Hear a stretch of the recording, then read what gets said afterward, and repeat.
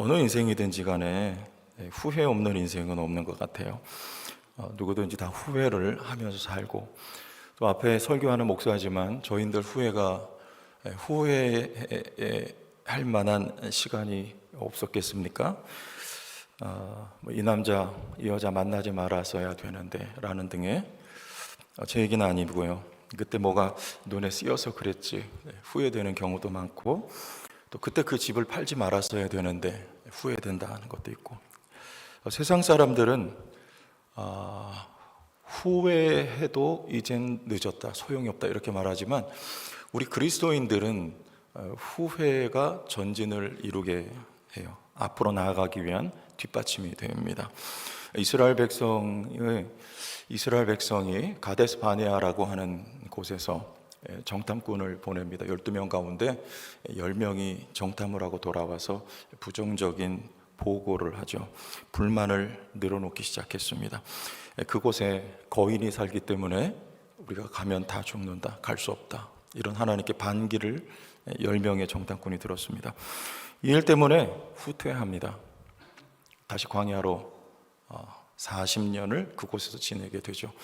광야에서 살아보니까 안 되는 일이 된다 그 말이에요. 예를 들어서 매우 호전적이었던 아말렉과 전쟁했는데 이스라엘 백성에게 변변한 무기가 없었고 군사훈련 받은 적이 없습니다. 그런데 그들을 이겼거든요. 하나님이 도와주셔서. 물이 없는데 반석에서 물이 솟아났습니다. 이건 불가능한 일인데 가능했어요. 먹을 것이 없는데 아침이면 먹을 게 온 지면에 하얗게 내려 있습니다. 안 되는데, 불가능한 일인데 이게 가능했던 거예요. 그때 이스라엘 사람들은 후회했을 거예요. 안 되는 줄 알았는데 여기 와보니까 된다. 그때 들어갈 걸, 가볼 걸, 말씀 들을 걸, 그러면 40년 시간 낭비하지 않았을 텐데 후회가 되죠. 신명기 말씀에 보면 모세가 이스라엘 백성들 보러 가나안 땅을 향해서 들어가라고요. 이제 그 후회를 듣고, 그 실패를 딛고, 이것이 든든한 발판이 되어서 가나안 땅을 향해서 전진하는 하나님 백성들, 이게 바로 우리 그리스도인들입니다. 문제는 더 이상 기회가 없을 때, 그때는 후회해야 소용이 없지 않겠어요? 우리가 죽음을 눈앞에 두고 병상에 누워 있어서 내가 인생 헛살았네 라고 후회해봤자 더 이상 우리에겐 기회가 없기 때문에 이젠 여기가 끝입니다. 소용이 없는가? 아니요. 삼손 이야기를 우리가 잘 알고 있어요. 삼손은 죽기 전에 자신의 삶을 되돌아볼 때 후회할 만한 일투성이었어요. 머리에 칼을 대면 안 되는데 들릴라에게 속아 칼을 대죠. 그리고 험한 일을 당할 뿐만 아니라 다곤 신전에서 죽음을 눈앞에 두고 있습니다. 후회가 막 급해요. 그러지 말걸, 순종할걸, 이제 기회가 더 없는 것인가? 그렇지 않아요. 전진합니다. 삼손은 그 죽음을 눈앞에 둔 그 자리에서 하나님을 향해서 앞으로 그때보다 더 많이 나갔던 적은 없어요. 그리스도에게는 항상 기회가 있습니다. 믿습니까? 그리스도인들에게는 전진만 있을 뿐입니다. 세상 사람과는 우린 다르다는 것이죠. 오늘 사울이 다메섹 회당에 서 있습니다. 놀랍게도 근본부터 사람이 바뀌어져 있습니다. 무엇이 달라졌을까요? 그가 가던 길, 다메섹 도상, 그가 목적한 곳, 그곳의 회당, 그리고 이전과 다름없어 보이는 사울이 회당 안에 서 있습니다. 놀랍게도 거기서 복음을 전하고 있네요. 무엇이 달라진 것일까요? 목적이 달라져 있죠. 전에는 예수 믿는 사람들 잡아 죽이려는 인간 사냥꾼이었죠. 그게 목적이었어요. 그 열심, 헛된 열심. 그러나 이제는 예수 그리스도를, 부활하신 주님을 만난 후에 그 부활하신 주님을 증언하는 증인으로 바뀌어져 있습니다. 목적이 바뀐 거예요. 삶의 목적이.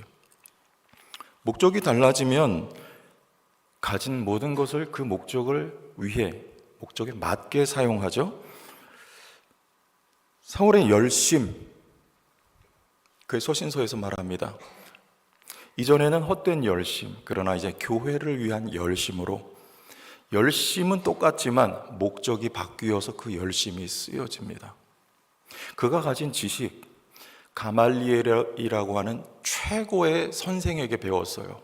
지금으로 말하면 서울대, 하버드 정도 안 될까요? 그 지식, 이전에는 자신을 위해 쓰였던 것이 이제는 그리스도를 위해 목적이 바뀐 채 쓰여져. 그가 가진 시민권, 제 후배가 뉴질랜드에서 선교사를 하는데 최근에 영주권을 받았다고 몹시 기뻐했습니다. 그 나라 영주권을 받으면 어디든 마찬가지겠죠? 그 나라의 복지 혜택을 그대로 다 받을 수가 있게 된다는 거예요. 아이들 학교 다 무료고 병원비 혜택 받고, 또 노후가 되면 나라에서 이제 연금도 받게 되고, 선교사가 그런 혜택을 받게 된다는 거 기뻐할 일이죠. 사도 바울에게는 로마 시민권, 이스라엘 땅에 살았지만 로마 시민들 받는 혜택을 그대로 다 받았는데, 이전에는 자신을 위해 쓰던 그것을 우리가 사도행전을 보면 알 수 있듯이 복음을 위해 그 로마 시민권을 쓰게 되죠. 우리 인생의 목적이 바뀌면 우리가 가진 모든 것들이 그 목적에 맞게 이것이 쓰여집니다. 우리를 향한 하나님의 목적은 다음과 같습니다. 이사야서 43장 21절 말씀입니다. 다 같이 읽어보실까요? 이 백성은 내가 나를 위하여 지었나니 나를 찬송하게 하려 함이니라. 우리를 하나님 지으신 목적은 하나님께 영광을 돌리는 것이죠. 하나님을 찬송하도록 우리를 지으셨어요. 우리의 목적이 그렇게 바뀌어 가야 짙어져야 하는 것이죠. 짙어질수록 우리가 가진 모든 것을 그 목적에 맞게 우리가 쓰게 되어 있습니다. 하나님께 찬송이 돌려지게 사는 것, 구체적으로 무엇일까요?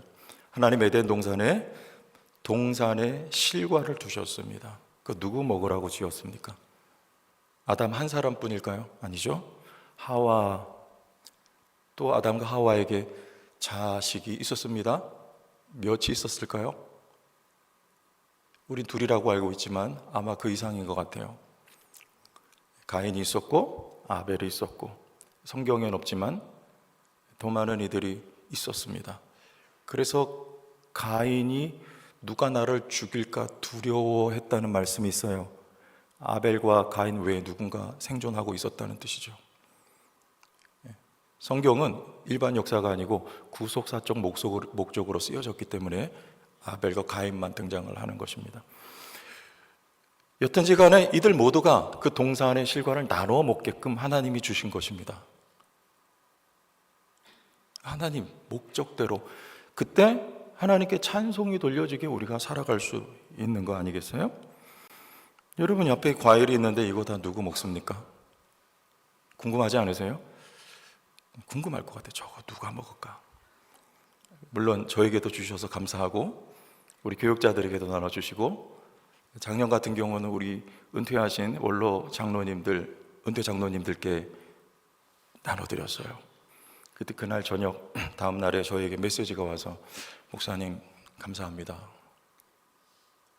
이런 적은 처음입니다.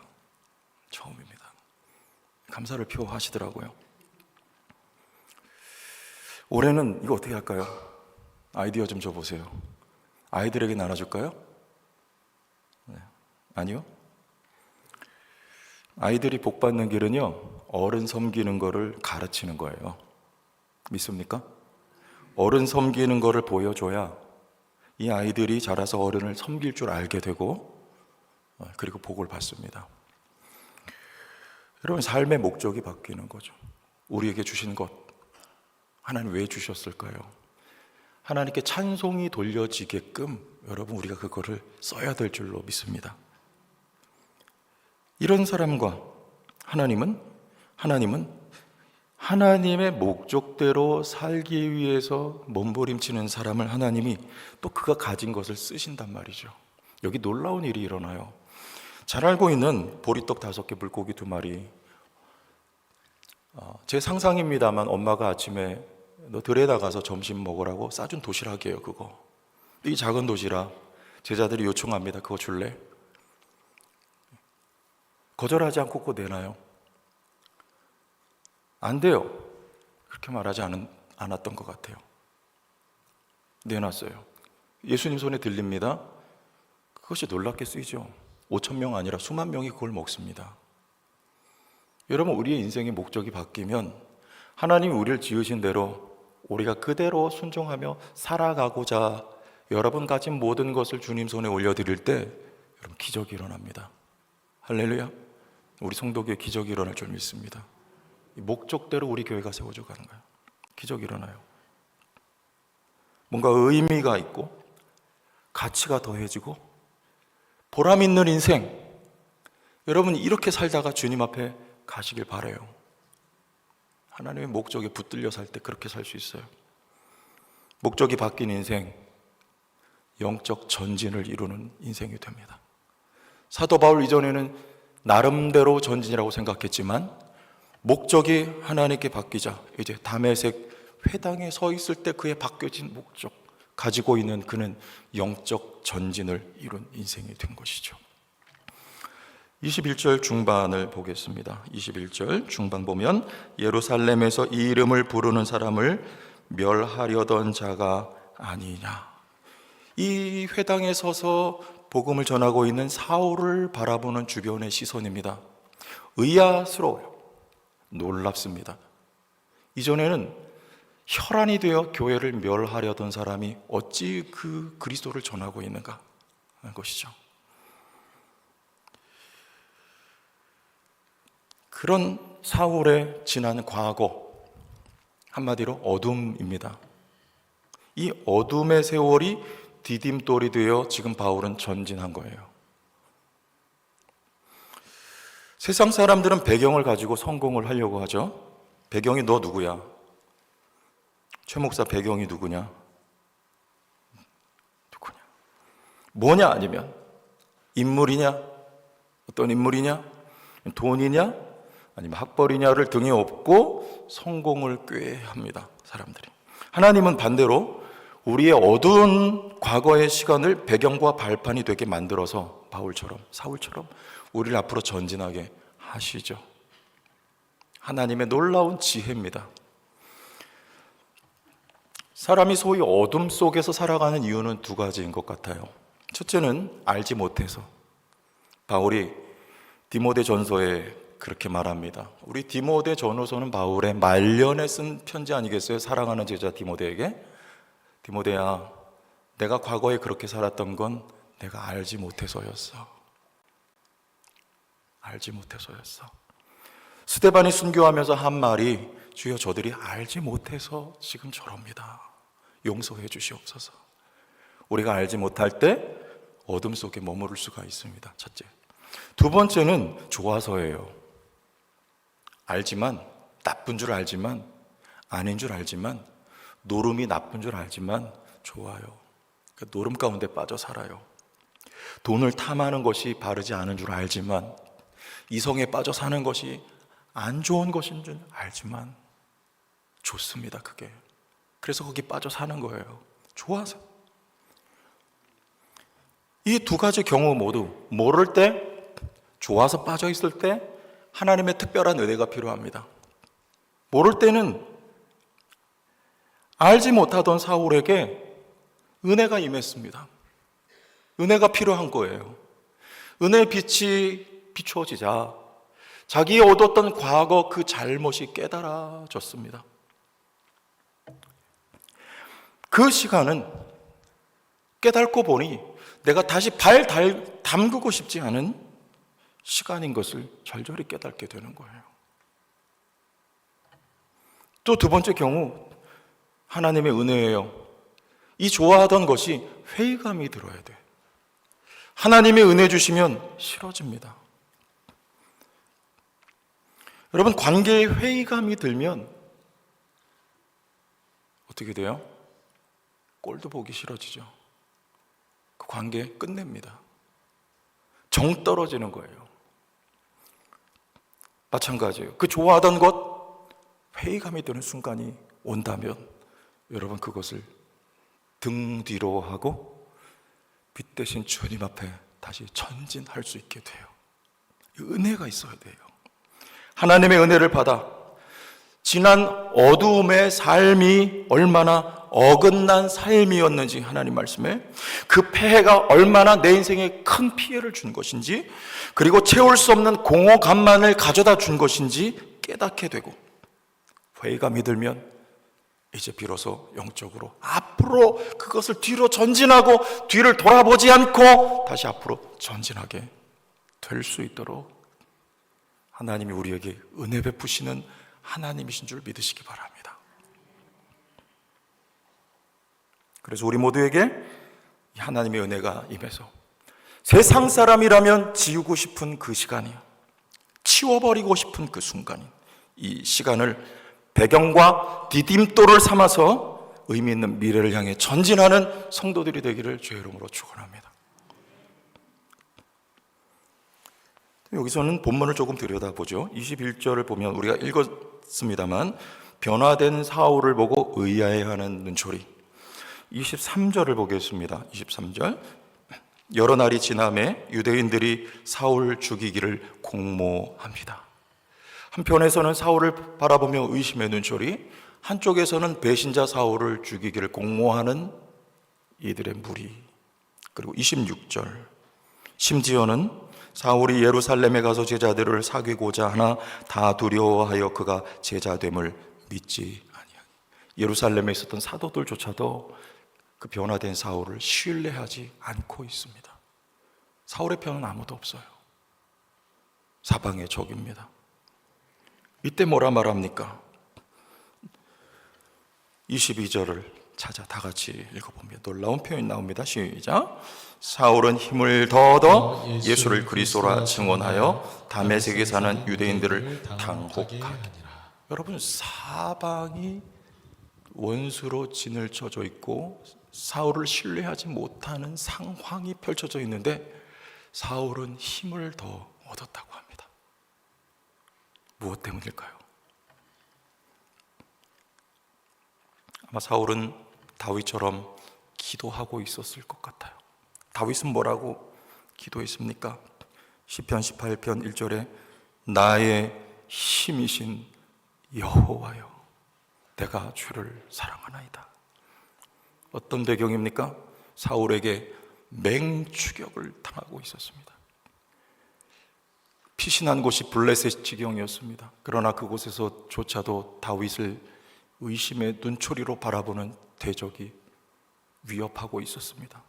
거기서 도망하기 위해서 미친 채를 침을 흘리며 한 결과 가까스로 도망을 치고 난 후에 하나님이 사울의 손에서 벗어나게 한 후에 그 세월들을 지나가 보니 하나님이 내게 힘이 되어 주셨습니다. 사방에 나의 편이 아무도 없었지만 그래서 나는 하나님 아버지를 더 의지할 수 있었습니다.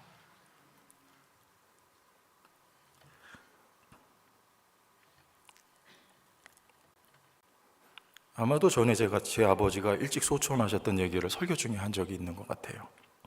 그런 얘기를 하면 꼭 이게 참 양면이 있어요. 그 예화를 좀 들면 좀 숨 쉴 수 있는 설교를 듣다가 창을 열어주는 효과가 있는 반면 내용보다는 예화를 더 기억을 하세요. 설교 끝나고 나면 목사님 그랬다며요. 그런 얘기를 한 적이 있는데 아마도 나를 불쌍히 여기는 시선을 가질 수 있을지 모르겠습니다. 저 목사님 일찍이 아버님 여의고 얼마나 고생하며 살았을까. 하지만 그럴 필요가 없습니다. 저는 그 후로 제 아버지가 안 계셔서 실질적인 제 아버지로 하나님을 모시고 살았어요. 하나님이 저를 먹이셨고 저를 길러주셨고 그리고 저를 학교 보내서 공부 가르치셨고 하나님이 저에게 좋은 교회 맡겨서 섬길 수 있게 해주셨습니다. 그래서 저는 더 복을 받을 수 있었어요. 더 힘을 얻을 수 있었습니다. 시편 3편 6절에 천만인이 나를 에워싸 진친다 하여도 나는 두려워하지 아니하리이다. 천만인이 여러분을 둘러싸 진친다 하여도 열려진 하늘을 향하여 하나님을 의지하는 여러분들에게 하나님이 힘을 더 얻게 해 주실 줄 믿습니다. 아니, 하나님이 여러분의 힘과 배경이 되어 주실 줄 믿습니다. 악조건 속에서 성도는 영적으로 전진을 이루게 됩니다. 성도에게 후퇴는 없습니다. 맺은 말입니다. 저는 우리 교회 부임한 지 어느덧 4년 반을 지나고 있습니다. 그런 생각을 해봐요. 이 정도 지났으면 우리 교회 교세가 1000명 정도는 모이는 교회가 되어야 되는 거 아닌가. 그렇게 돼야 전진한 거 아닌가 생각이 들 때 있습니다. 2주 동안 특별 새벽 기도를 했는데요. 아시는 분 계실까요? 그 내용이 헨리 블랙갑이라고 하는 목사님이 쓴 하나님을 경험하는 삶이라는 책을 기반으로 제 언어로 내용을 전했어요. 그 내용 중에 제가 전하면서 제 자신이 많은 은혜를 받았는데 그 가운데 교회에 대해서 이런 내용이 나와요. doing보다 being이 더 중요하다. 지금 무슨 말이냐면 우리가 어떤 일을 많이 해서 보이는 성과 doing보다 내가 어떤 존재가 되느냐, 성도 교회가 어떤 교회가 되느냐, being 이게 더 중요하다는 말을 했어요. 확신을 얻었어요. 나는 우리 교회가 영적 전진을 이루고 있다고 믿어. 무슨 말인가? 서울의 잠실 롯데타워가 123층짜리 우리나라에서 제일 높은 빌딩이 다 아시지 않습니까? 이 건물을 올리는데 마감까지 7년이 공기로. 근데 그 가운데 기초 닦는데 4년, 나머지 4년 올리는데 마감하는데 1년, 그래 7년 걸렸대요. 여러분, 기초를 만드는데 무슨 건물이든지 가장 많은 시간이 기초 닦는 데 들어간다는 것이죠. 반 이상이 기초 닦는 데 들어가요. 시간이 걸려도 예수님 말씀처럼 반석 위에 집을 지어야, 말씀 위에 털을 닦는 교회가 되어야, 성경에서 보여준 교회의 모습을 구현해내는 것과 삶으로 그 내용을 살아내는 교회가 될 수 있도록 교회가 기초를 세우는 일에 심혈을 기울여야, 집중해야, 비행기가 날아오를 때 가장 많은 에너지가 들듯이 집중해야, 그래야 기초가 든든히 세워져야 창수가 나고 바람이 불어도 교회가 흔들리지 않게 될 줄로 저는 믿습니다. 나는 우리 교회가 그 길을 가고 있고, 그래서 영적 전진을 이루어 가고 있다고 확신하는 것입니다. 그리스도인에게 후퇴란 없습니다. 믿으시기 바랍니다. 전진만 있습니다. 우리의 인생의 목적이 우리를 향하신 하나님의 목적으로 점점 진하게 변해가는 은혜가 있기를 축원합니다. 어둠조차도 배경과 발판을 삼아서 우리를 전진하게 만들어주시는, 그리고 고난 중에서도 더 힘을 얻게 해주시는 지혜로우신 아버지 하나님께 찬송과 영광을 돌려드립니다.